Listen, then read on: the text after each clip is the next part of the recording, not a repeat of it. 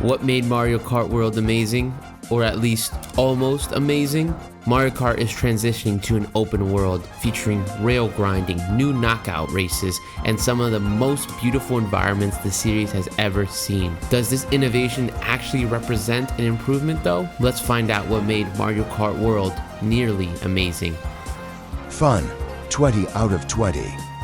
There's no denying it, Mario Kart World is fun. From the moment you boot it up, it radiates energy and chaos in the best possible way. Whether you're playing solo, couch multiplayer, or racing online, it's impossible not to smile at the havoc on screen. This game has that magic, just one more race feeling. The moment you finish a match, you are already queuing up for another. The knockout mode in particular is where the game's addictive nature hits full throttle. You race from one course to another in a seamless transition. One moment you are in a vibrant city, and then the next you're driving through a beach. This is where that one more race feeling is truly elevated. This new mode throws you into a survival race where the slowest 4 players are eliminated after each course. Every second counts, every mistake could be your last. It's intense, it's fast, and it's ridiculously fun and addictive. And the open world, while not perfect, it adds a new layer of freedom that makes just driving around oddly satisfying.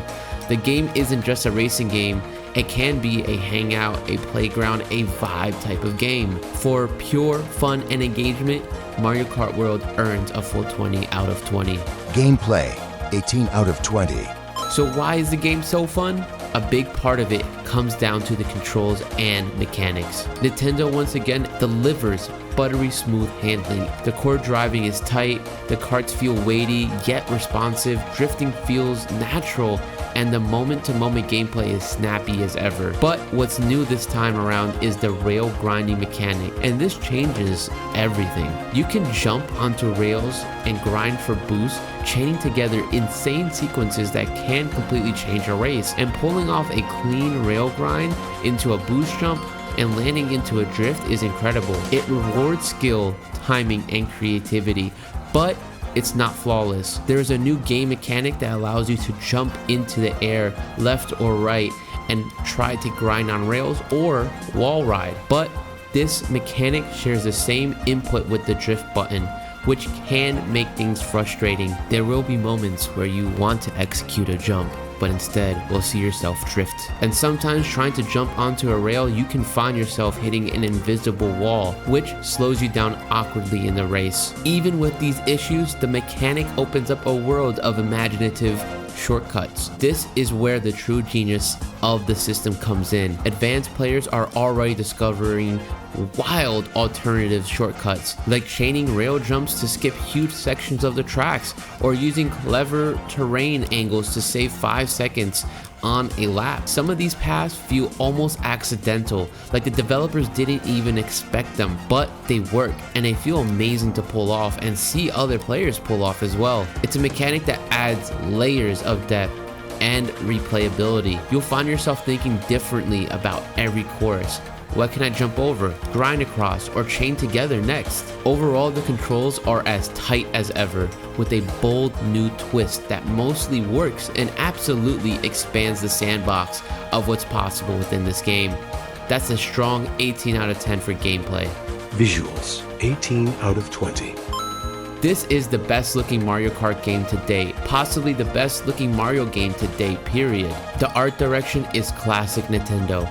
Colorful, lively, and bursting with personality. Each environment pops with vibrant detail, from snowy mountain slopes dotted with skiers to neon-lit cities buzzing with traffic, and to peaceful beaches with sea creatures swimming in the distance. Character and kart designs feel playful and polished as well. Instead of stuffing the roster with duplicate characters, Mario Kart World gives us stylish alternative outfits, like Mario in a vacation shirt, or a racing suit, which adds flair without feeling redundant. The visual clarity during races is excellent overall. You can read the track, react to hazards, and enjoy to the spectacle without confusion. And the frame rates are smooth, animations are clean, and loading is practically non-existent thanks to the power of the Switch 2. The only reason the visuals don't get a perfect score is because some of the open world areas feel a bit visually empty sometimes. It's not a technical flaw, it's more about about the direction of the choices made to fill up the world, especially when it comes to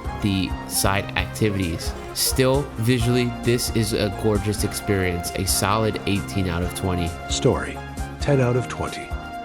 Let's be honest, nobody's playing Mario Kart for the narrative. There's no real story here beyond the legacy of the characters and the charm of the Mushroom Kingdom. But Mario Kart World does attempt a bit of world building, mainly through its open world. You can seamlessly drive from one environment to another, and there isn't any loading screens in between. The vibe of the open world was promising, but the open world feels like a missed opportunity a bit, as there aren't as many engaging side activities as I would have expected. There are P-switches, Peach medallion hunts, and question mark panels that test your driving skills. They range from pretty fun to forgettable and sometimes repetitive. You'll enjoy a few, but others feel a bit like filler. More NPCs, more dynamic events, and even seeing random online players driving around the open world could have added life to the game. This is possible in between online multiplayer matches, and you can set up a lobby to race with your friends, but an open world where there's always racers driving around and completing side quests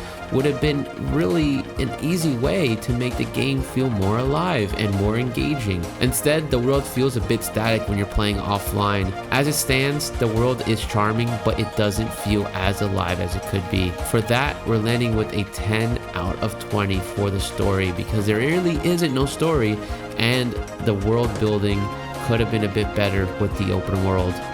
Value, 11 out of 20. This is where Mario Kart World stumbles a bit, and Nintendo's future with pricing in $80 games, as it can feel a bit steep for current gamers. Yes, the game is polished. Yes, there are new modes and features, but the question is, how much value does it add over Mario Kart 8 Deluxe, which is a fantastic game that comes already with all of its DLC. If you're buying Mario Kart World as a part of the Switch 2 bundle, where it's only $50, it can feel worth it. It's the biggest launch title of Nintendo Switch 2, and it showcases the console well with its new graphics. But standing alone, its value is murkier at $80. The open world, while ambitious, doesn't have the depth to justify the higher price tag in my opinion. The replayability is there, but not endless. And honestly, if you own Mario Kart 8 Deluxe, you're probably not missing out too much, and don't need to get this game right away at $80. That said, there's clearly room for DLC here. New outfits, new maps, and if Nintendo supports it well, the value could grow. Now, I'm not sure if it's going to be free or if you're going to have to pay for that DLC, but as it stands right now, it's a good game, but it could have been a bit better value in my opinion. So we're going with a 11 out of 10 for value.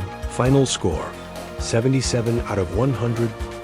The game is great and a strong recommendation if you really want to pick up the Nintendo Switch 2, as it's the only significant launch title for the system right now, but not quite the best Mario Kart game. This is a game that dares to innovate, and for the most part it succeeds. Mario Kart World experiments with the open world, and that alone makes it worth experiencing, and the rail grinding mechanic in particular adds a new depth to the game, allowing creative players to bend the game in ways that we've never seen before. But if the open world just felt a bit more alive, and if the price really wasn't an issue, we might have been looking at the best Mario Kart game. Tell me in the comments down below what you think of the score and what you would give as your own score. Does Mario Kart World live up to the hype, or did it fall short for you? Drop your score and comments down below and let's talk about it. And don't forget to like and subscribe, hit the bell so you don't miss every new review coming to this channel, and I hope to see you next time. Thank you.